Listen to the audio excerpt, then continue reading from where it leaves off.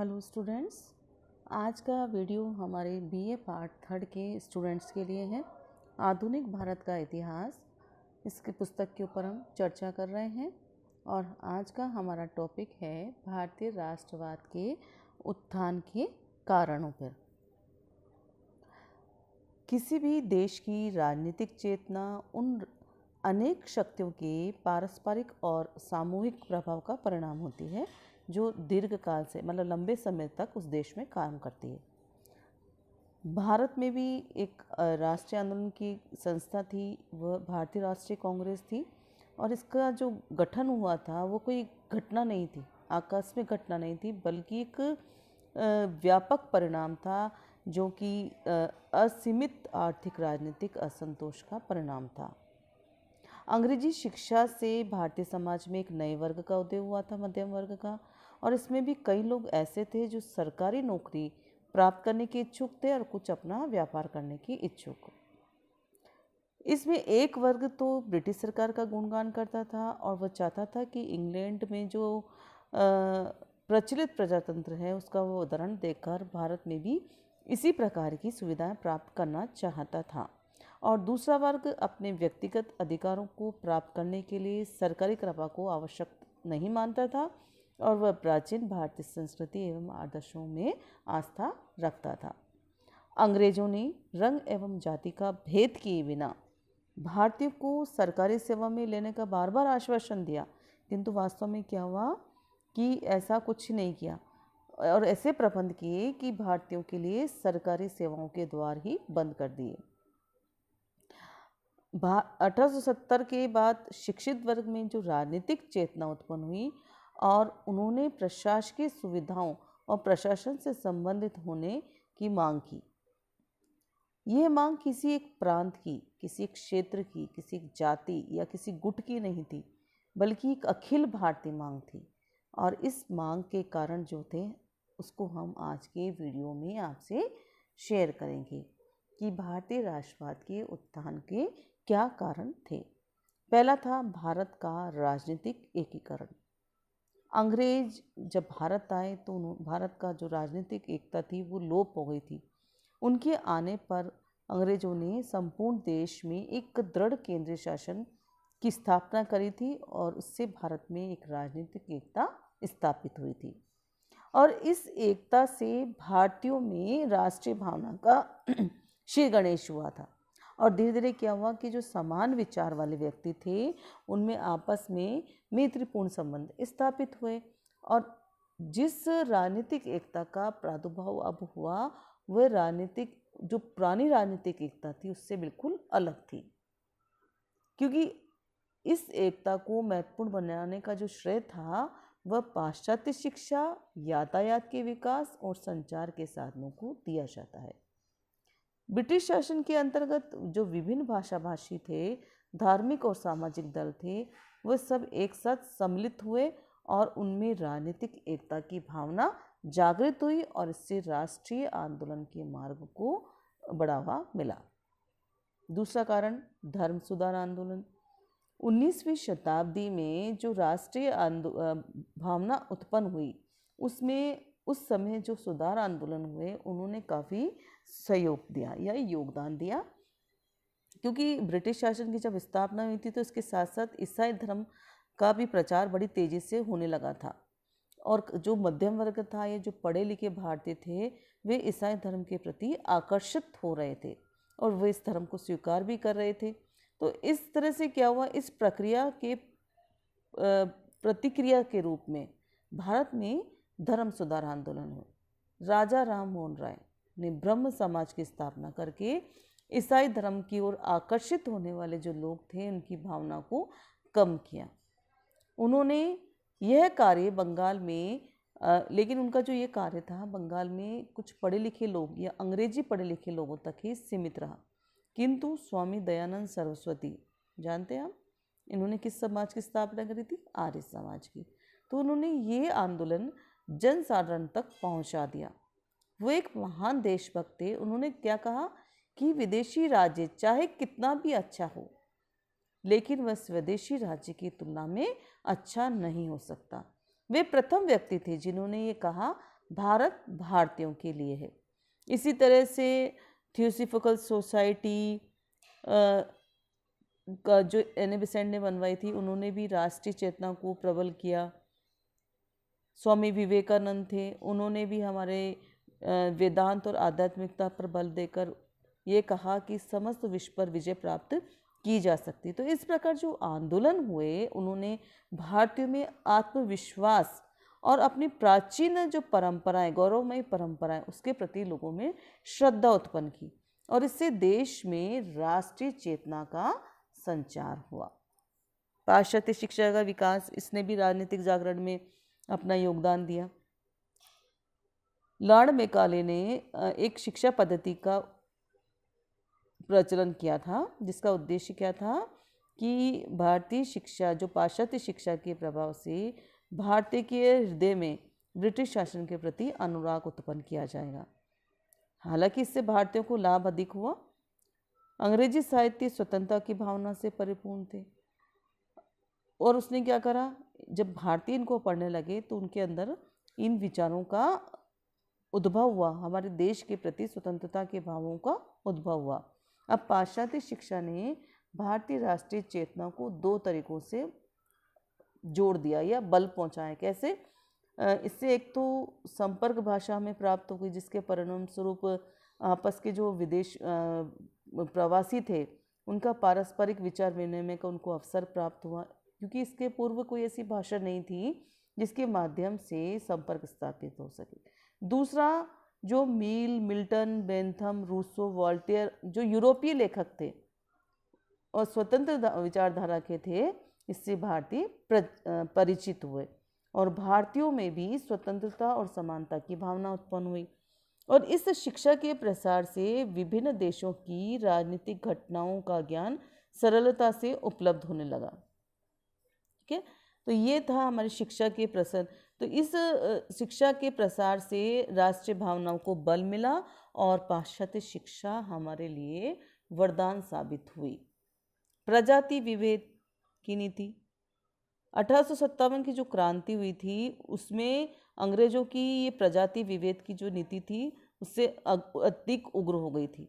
के बाद 1858 में महारानी ने एक घोषणा करके ये कहा था ना कि इस जितने भी योग्य व्यक्ति हैं उनको सरकारी नौकरी में स्थान दिया जाएगा और कोई विभेद नहीं किया जाएगा। किंतु ब्रिटिश प्रशासकों ने इस घोषणा पर अमल नहीं किया।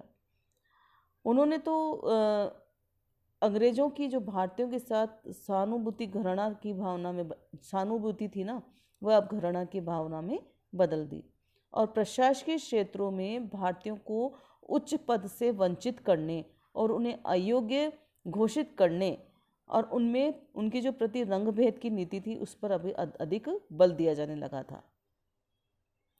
अब क्या हुआ, किसी भी भारतीय जज को अंग्रेजों के मुकदमे सुनने का अधिकार नहीं था। एक ही अपराध के लिए भारतीयों व अंग्रेजों के लिए जो दंड थे, उसके विधान में भी अंतर था।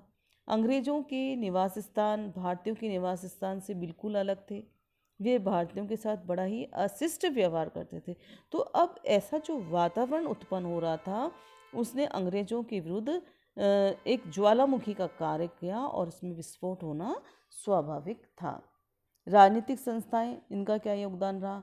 इन्होंने बंगाल में जो अंग्रेजी व्यापार और उत्पादकों द्वारा गठित संस्थाओं का सरकार पर दबाव बना रहता था। 1838 में बंगाल के जमींदारों ने एक भूमि धारकों की समिति बनाई थी, जिसने कर मुक्त भूमि के अपहरण का विरोध किया और कुछ अंशों तक उसे सफलता भी प्राप्त हुई। तत्पश्चात अनेक संस्थाएं बनी जो राजनीतिक अधिकारों को प्राप्त करने हेतु सरकार को ज्ञापन देती रहती थी, जैसे British Indian association, Bombay association, Madras native association. तो इन्होंने क्या करा, इन संस्थाओं ने कई सुझाव सरकार के समक्ष पेश किए। समाचार पत्रों और साहित्य से भी जो है राजनीतिक उत्थान में कारण बने। समाचार पत्र और साहित्य से राष्ट्रीय भावनाओं को प्रोत्साहित मिला। भारत में सबसे पहला समाचार पत्र बंगाल गजट था, जो साप्ताहिक था। इसके बाद कलकत्ता गजट और द इंडियन बर्ड आदि प्रारंभ हुए। 1857 की जो क्रांति हुई थी उसके पूर्व समाचार पत्रों की संख्या कम थी, किंतु उसके पश्चात ये जो संख्या है बढ़ती गई और इसके समाचार पत्रों के प्रभाव में भी वृद्धि हुई। तो इससे क्या हुआ, इन समाचार पत्रों के माध्यम से राजनीतिक अधिकारों की बात जनता तक फैलने लगी थी। इंडियन मिरर, बम्बई समाचार पत्र, अमृत बाजार पत्रिका, दी हिंदू, दी केसरी, ऐसे बहुत सारे समाचार पत्र थे जिनका प्रभाव बहुत ज़्यादा था। देशी भाषाओं में छपने वाले जो समाचार पत्र थे उनकी संख्या भी अब बढ़ने लगी थी। तो इससे क्या हुआ, सरकार का दृष्टिकोण इन समाचार पत्रों के प्रति कठोर होता गया, क्योंकि वास्तव में ये समाचार पत्र सामान्य जनता को राजनीतिक शिक्षा देने का काम कर रहे थे। इन समाचार पत्रों में राजनीतिक शासन की अन्यायपूर्ण नीतियों, प्रजाति विभेद, आर्थिक शोषण और प्रशासकीय सेवाओं से भारतीयों को वंचित रखने संबंधी विषयों पर पर्याप्त चर्चा होती थी। अंग्रेजी साम्राज्य पर अपना मत व्यक्त करते हुए देशी भाषा के समाचार पत्रों ने लिखा था कि अंग्रेजी समाचार साम्राज्य भारतीय जनता को नैतिक, आर्थिक और मानसिक पतन की ओर ले जा रहा है। लॉर्ड लिंटन की प्रतिक्रियावादी नीति का तो समाचार पत्रों में खुलकर विरोध भी किया गया। तब क्या हुआ, वर्नाक्यूलर एक्ट पास हुआ और समाचार पत्रों पर प्रतिबंध लगा दिया गया। इससे क्या हुआ, तो इससे पता चलता है कि राष्ट्रीय चेतना फैलाने में समाचार पत्रों का विशेष योगदान रहा। साथ ही साथ क्षेत्रीय भाषाओं का साहित्य में भी विकास हुआ और उन्होंने भी राष्ट्रीय चेतना का संचार किया। रविंद्रनाथ टैगोर की जो बंगाली भाषा की कविताएं हैं वो काफ़ी हृदय को झंझकृत करने वाली है। तो इस हिंदी साहित्य की जितनी भी या संस्कृत साहित्य की जितनी भी उपलब्ध वेद हुए हैं, उन्होंने हमारे प्राचीन गौरवपूर्ण सभ्यता का वर्णन कर भारतीयों में देश भावना को जागृत किया था। आर्थिक शोषण की नीति, अंग्रेजों की जो आर्थिक शोषण की नीति थी वह प्रमुख कारण थी। एक तो सरकार द्वारा आर्थिक शोषण और दूसरा यातायात के साधनों का विकास। ईस्ट इंडिया कंपनी की आर्थिक नीति ने भारतीय उद्योगों को पहले ही नष्ट कर दिया था और जब बाद में ब्रिटिश हितों को ध्यान में रखकर ही आर्थिक नीति बनाई गई थी। तो उद्योग धंधों के साथ साथ अंग्रेजों ने भारतीय दस्तकारी को भी नष्ट कर दिया था। इंग्लैंड से यंत्र निर्मित वस्त्र आने लग गए थे, मतलब मशीन से बने हुए वस्त्र, जिससे सहस्त्रों व्यक्तियों को अपनी जीविका से, मतलब उनकी आजीविका ही समाप्त हो गई थी। और उद्योगों और दस्तकारी के विनाश का परिणाम ये हुआ कि इससे कार्यरत व्यक्तियों को कृषि की ओर आकर्षित हुए, किंतु यहाँ भी उनको परेशानी का सामना करना पड़ा था, क्योंकि जमींदारी प्रथा, भू लगान संबंधी नियमों, कृषि की जो परंपरागत दुर्बलताओं के कारण कृषि का विनाश भी आरंभ हो गया था। अंग्रेजों की मुक्त व्यापार नीति से भी भारत में जो आयात होने वाले सामान पर कर नहीं लगता था और भारतीय उद्योग द्वारा तैयार माल गोदामों में इकट्ठा होने लग गया था, क्योंकि वह विदेशी माल की अपेक्षा महंगा होता था और भारत से जो कच्चा माल था वो इंग्लैंड भेज दिया जाता था। इससे भारतीय उद्योगों को कच्चा माल भी मिलना बंद हो गया था। भारतीय शिक्षित जो वर्ग था उसको बेकारी का सामना करना पड़ रहा था और इससे उनके हृदय में अंग्रेजों के प्रति घृणा हो रही थी।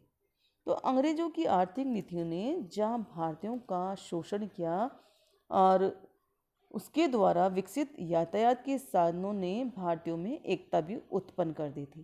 तो यातायात के साधनों में वृद्धि होने के कारण व्यक्तियों के बीच दूरी समाप्त हो गई थी और उनमें पारस्परिक विचार विनिमय होने लगा था और इससे उनमें राष्ट्रीय एकता की भावना विकसित होने लग गई थी। इसी तरह जो लॉर्ड लिंटन था उसकी जो नीति थी वो भी कारण बनी। असंतोष की जो ज्वाला धधक रही थी उसने लॉर्ड लिंटन की नीति ने एक मशाल का कार्य करा। लॉर्ड लिंटन ने भारतीय जो सिविल प्रवेश की आयु थी ना 21 वर्ष, उसको घटाकर 19 वर्ष कर दी, जिससे क्या हुआ, भारतीयों के जो प्रवेश किया था वो बिल्कुल असंभव सा हो गया था। तब सुरेंद्रनाथ बनर्जी ने इसका घोर विरोध किया और राष्ट्र को सरकार के विरुद्ध संगठित किया। लिंटन द्वारा एक और पारित किया गया था नियम, शस्त्र अधिनियम। इससे भी भारतीयों को एकदम निहत्ता कर दिया गया था। अब वह अपनी आत्मरक्षा के लिए एकदम असमर्थ हो गए थे और इसी तरह उसके द्वारा पारित वर्नाकुलर प्रेस एक्ट, इसमें भारतीयों ने ही अपने बल्कि इंग्लैंड की संसद में भी इसकी आलोचना की गई थी। इस एक्ट के द्वारा भारतीयों को अपने राजनीतिक अस्तित्व में सजग कर दिया गया था। तो लिंटन द्वारा उस समय दिल्ली का दरबार आयोजित किया गया, जिस समय भारत के विभिन्न क्षेत्र अकाल की चपेट में आ गए थे और लाखों जो लोग थे वह मौत के मुंह में जा रहे थे। तो इसकी लिंटन की जो नीतियाँ थी, उसकी परिणाम स्वरूप भारतीयों में राजनीतिक जागृति उत्पन्न हुई। इल्बर्ट विल विवाद, लास्ट हमारा इसमें देखेंगे कि इल्बर्ट विल विवाद से किस प्रकार से राजनीतिक जागृति आई। इसमें अंग्रेज जो न्यायाधीश थे वो किसी भी प्रकार के अभियोगों की सुनवाई, मतलब अंग्रेजों के विरुद्ध जो कार्यवाही होती थी उसको अंग्रेज न्यायाधीश ही सुनते थे, भारतीय न्यायाधीश नहीं सुन सकते थे। और लॉर्ड रिपन के समय जो भारतीय जज थे सेशन जज बन गए थे, किंतु वे भी अंग्रेजों के विरुद्ध अभियोगों की सुनवाई नहीं कर पा रहे थे।